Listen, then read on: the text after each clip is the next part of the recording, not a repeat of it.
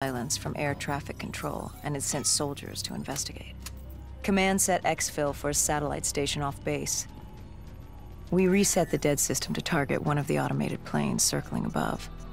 Turns out the undead have a thing for giant explosions, like moths drawn to a porch lamp. And all we had to do was turn on the lights.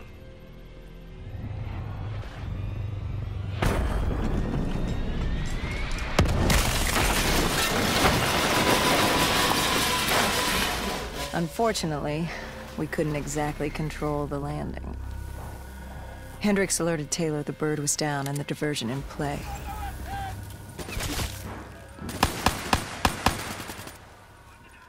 We took out the NRC and moved. Bishop was being held underground in the security station across the tarmac.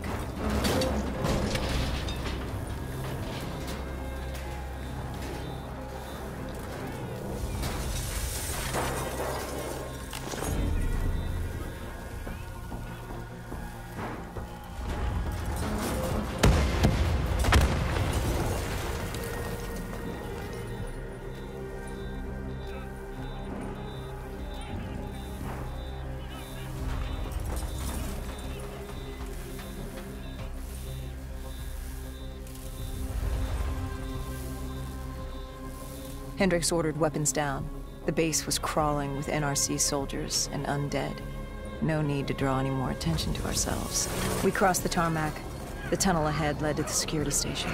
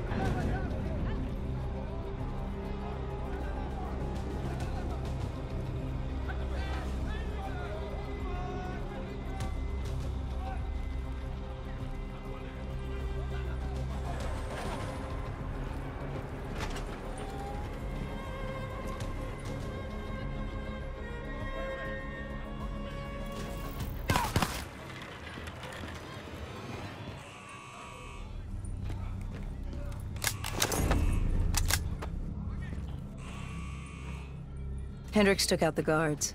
I hacked into the system to find Bishop. Why were the NRC still at the base?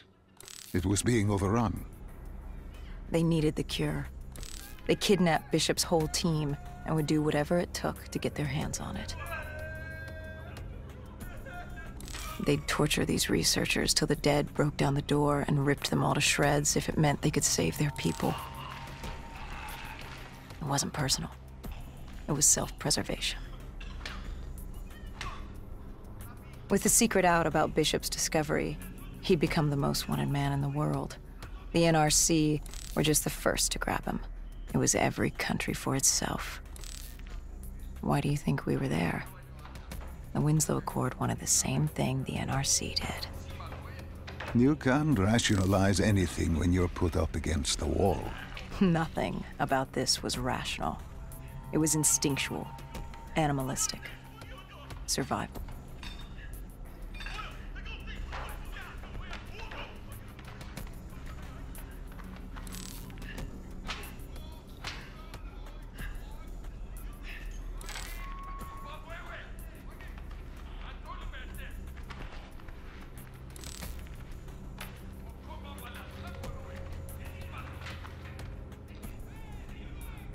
He had been escorted to an interrogation room.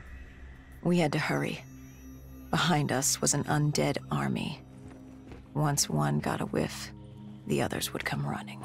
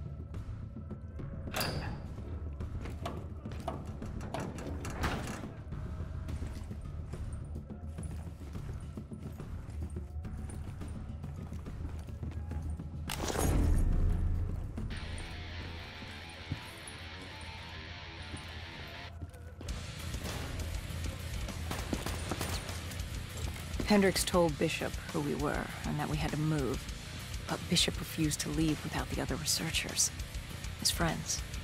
Our instructions were specific. Bishop was our priority. We didn't like it, but Bishop refused to leave without them. Sounds like you were taking an awful risk. He said for the cure to work, he needed them. They weren't expendable. Technically, we were. In a way, you and the NRC were not so different in what you wanted and how far you were willing to go. Our method was different. Our reasoning was not. No one wants to sacrifice themselves to save the world. But you like to think if the moment came, you'd have it in you. Who was inside the cell? Lieutenant Ziyad Khalil, member of the Egyptian army. Back in '65, he was a guard assigned to Bishop's research station. This was how we met. Hendricks cut him down and notified Taylor we were freeing the other hostages. Taylor said we didn't have the time.